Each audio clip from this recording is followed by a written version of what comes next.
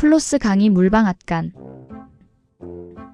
고전 문학을 읽게 되면 한 세기가 지나도 변함없는 사람들의 관습이나 습성들이 있다는 것에 놀라게 됩니다.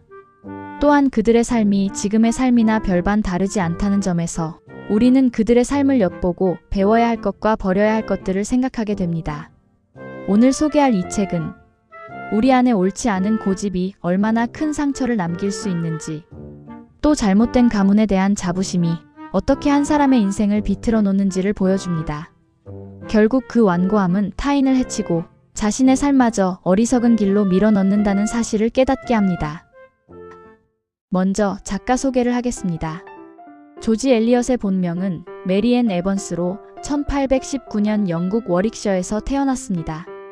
그녀는 어려서부터 여러 기숙학교를 돌며 교육을 받았으나 어머니가 돌아가신 후 집에서 주부 역할을 하게 됩니다. 그러는 동안에도 여러 교사들의 가르침을 받으며 또는 독학으로 공부를 계속하게 됩니다. 아버지가 돌아가시고 그녀는 웨스트민스터 리뷰의 부편집인이 되면서 많은 에세이를 발표하게 됩니다. 이로 인해 그녀는 많은 사람들과 교우 관계를 맺게 되는데, 그 중에서 저널리스트이자 비평가, 소설가, 번역가인 조지 루이스와 동거를 하게 됩니다. 루이스의 아내는 자유연애주의로 루이스와 헤어져 다른 사람과 동거 중이었으나 법적으로는 이혼이 성립되지 않아 조지 엘리엇과 루이스와는 합법적 결혼이 불가능했습니다. 이로 인해 이들의 동거 생활은 사회적으로 큰 물의를 일으켰습니다. 엘리엇은 가족들과도 단절하게 됩니다. 1878년 루이스가 죽고 1880년 존 월터 크로스와 결혼을 하게 됨으로써 26년간 단절했던 오빠에게 축하의 편지를 받게 됩니다. 이러한 엘리엇의 삶이 오늘 소개할 이 책에 어느 정도 반영되었다고 보아도 무방하다 하겠습니다. 이제 주요 인물들을 소개해 보겠습니다. 매기. 매기는 지적 호기심이 많고 감수성이 풍부한 소녀지만 동시에 충동적이고 열정적인 면도 있어 그녀의 인생은 쉽지 않습니다. 집안의 몰락, 오빠 톰과의 갈등, 그리고 사랑과 의무 사이에서의 흔들림으로 그녀의 삶은 끊임없는 자기 탐구와 고독으로 이어집니다. 톰은 매기의 오빠로 원칙적이고 현실적이며 가족을 지키는 책임감이 강한 인물입니다. 톰은 몰락한 집안을 다시 일으키기 위해 모든 것을 묵묵히 감당합니다. 그 과정에서 그의 마음은 더 단단해졌고 동시에 자신의 행동에 지나친 확신을 가지게 됩니다. 털리버 씨는 톰과 매기의 아버지로 고집스러운 성격을 가졌으며 자신의 방식과 신념을 굳게 고수합니다. 이러한 고집은 스스로를 곤란하게 만들기도 합니다. 이 때문에 지역 변호사 웨이컴과의 갈등이 생기고 몰락의 원인이 됩니다. 털리버 부인은 순하고 걱정이 많은 전형적인 중산층 여성상을 보여줍니다. 집안의 체면과 안정에 큰 가치를 두며 엉뚱한 행동을 하는 매기를 보며 늘 마음을 졸입니다. 루시디는 매기의 사촌으로 부유한 아버지를 두었으며 사랑스럽고 매력적이며 따뜻한 마음을 가진 인물입니다.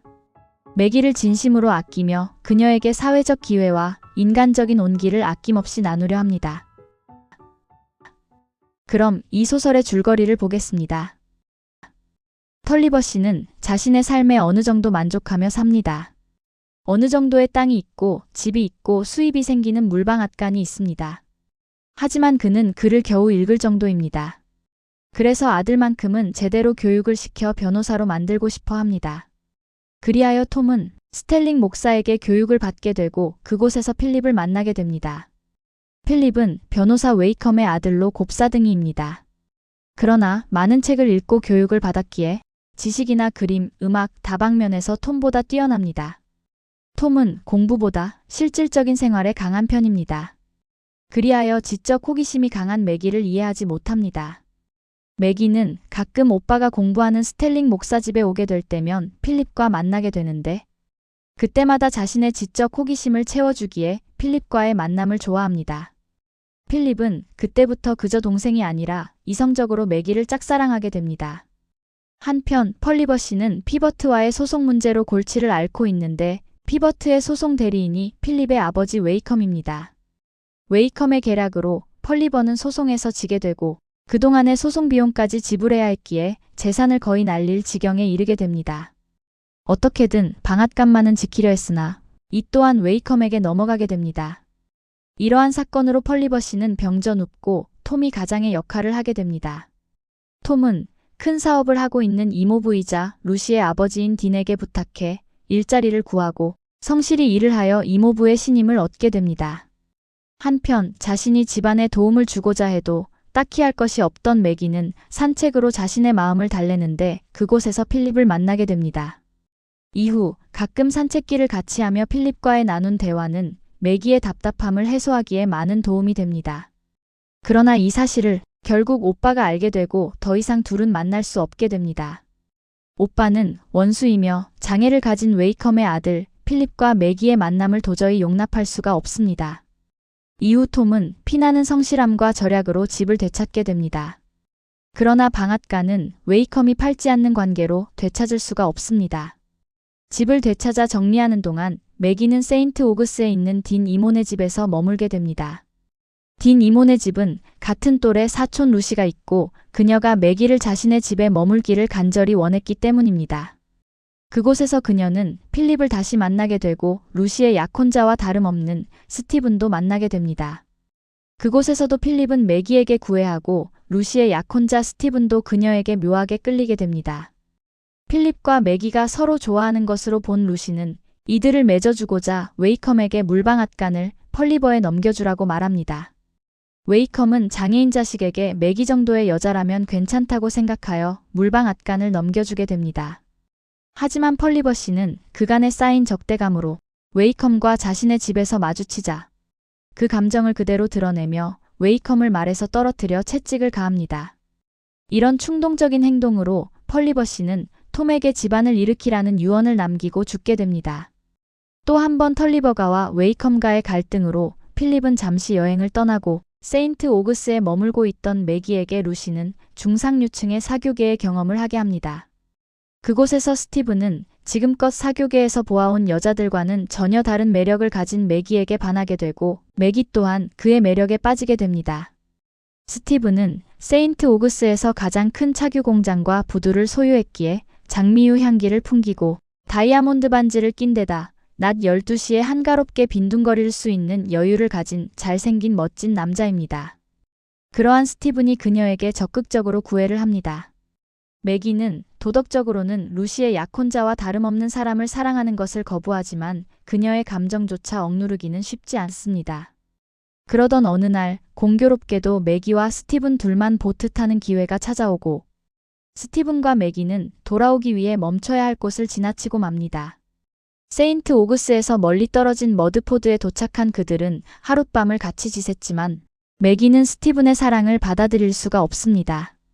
다음 날 아침 일찍 매기는 혼자 그곳을 떠나 집을 떠난 지 닷새째 되는 날 집으로 돌아옵니다.